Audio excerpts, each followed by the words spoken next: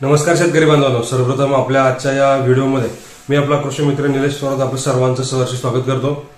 निश्चितच मित्रांनो, तुम्ही सुरुवातीचा थंबनेल बघितला असेल की अर्थात कांदा खत व्यवस्थापन अर्थात कांदा खताचा दुसरा डोस असेल तो कोणतं करणं गरजेचं आहे।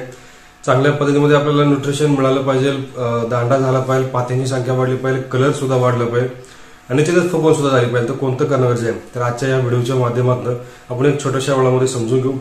तर ह्या निश्चितच मित्रांनो, हा व्हिडिओ तुम्ही संपूर्णपणे शेवटपर्यंत पहा आणि समजून घ्या। अजून पण आपल्या चॅनलला फॉलो नसेल केलं तर करून ठेवा, व्हिडिओला लाईक करा आणि आपल्या शेतकरी बांधवांना पाठवा। निश्चितच मित्रांनो, जे कांदे लागवड आहे, कांदे लागवड केल्यानंतर दुसरा खताचा डोस जो आहे तो टाकणं गरजेचं आहे। तर कोणकोणतं फक्त छोटेसे 2 ते 3 न्यूट्रिशन आहे ते जाणं गरजेचं आहे की जेणेकरून आपल्याला चांगल्या पद्धतीने पिकाला फायदा होईल, कलर वाढेल, वजन वाढेल, शायनिंग चांगलं करेल।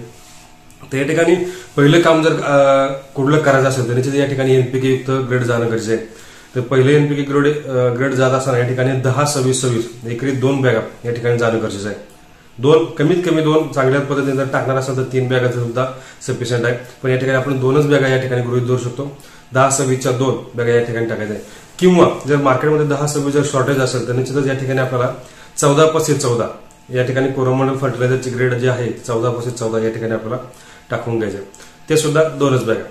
दुसरं न्यूट्रिशन महत्वाचं जे आहे की जमिनीमध्ये असणारी बुरशी आहे, फंगस आहे, त्याचबरोबर पोटॅश अपटेक झालं पाहिजे म्हणून या ठिकाणी सल्फर वापरायचं आहे। सल्फर वापरत असताना मार्केटमध्ये भरपूर प्रकारचे सल्फर आहेत, पण त्या सल्फरांमध्ये जो पावडर स्वरूपामधील जो सल्फर आहे तो या ठिकाणी वापरायचा, साधारणपणे एकरी 5 किलो, कमीत कमी 5 किलो सुद्धा वापरू शकता, जास्तीत जास्त 5 किलो पण, आणि जर आपल्याला वाटलं नाही चांगल्या पद्धतीमध्ये करायचं तर 10 किलो सुद्धा वापरू शकता।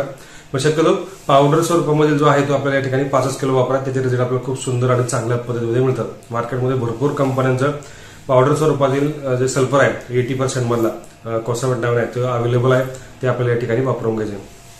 तिसरी गोष्ट जी आहे या ठिकाणी जी महत्वाची आहे ती आहे न्यूट्रिशनचं किट, अर्थात या ठिकाणी मायक्रोटॉनचं जे किट आहे ते आपल्याला कंपल्सरी या ठिकाणी टाकायचं। आपण पहिल्यांदा डोसमध्ये सुद्धा घेतला असेल तरी सुद्धा ह्या डोसला घ्यायचे, कारण न्यूट्रिशन मॅनेजमेंट करताना पिकाला लागणारे जे एनपीके आहे, त्याचबरोबर सूक्ष्म अन्नद्रव्य आहे, सेकंडरी जे अन्नद्रव्य आहे ते सुद्धा मिळणं गरजेचं आहे। या ठिकाणी आपल्याला मायक्रोटॉनचं जे किट आहे ते आपल्याला या ठिकाणी कंपल्सरी वापरून घ्यायचे। निश्चित हे 3 न्यूट्रिशन जे आहे आपल्याला कंपल्सरी वापरून घ्यायचे। पहिलं बघितलं आपण 10-26, दुसरं बघितलं सल्फर, तिसरं बघितलं न्यूट्रिशनचं किट, हे कंपल्सरी आपलं 100% हे 3च ऍप्लिकेशन आपण या ठिकाणी टाकू शकता। तरी पण आपल्याला जर वाटलं अजून पातींची संख्या चांगल्या पद्धतीने झाली पाहिजे किंवा काळोखी राहिली पाहिजे, वाढ सुद्धा झाली पाहिजे, तर सिलिकॉन चौथा मुद्दा तुम्ही फक्त ऍड करू शकता।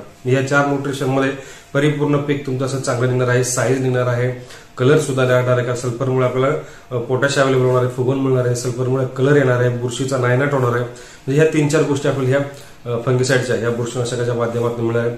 त्यामुळे हे जे आपल्याला सर्व करायचे ते हे 3 ते 4 मोलक्युल आपल्या ठिकाणी करा आणि चांगल्या पद्धतीमध्ये या ठिकाणी आपल्याला कांदा खत व्यवस्थापनाच्या नंतर मिळणारं उत्पादन असेल, शायनिंग, चकाकी, कलर, वजन हे चांगल्या पद्धतीने मिळेल। निश्चितच ही माहिती तुम्हाला आवडली असेल अशी अपेक्षा करतो। आवडली असेल व्हिडिओला लाईक करा, शेअर करा, आपल्या शेतकरी बांधवांना पाठवा आणि अजूनपर्यंत आपल्या चॅनलला फॉलो नसेल केलं तर करून ठेवा।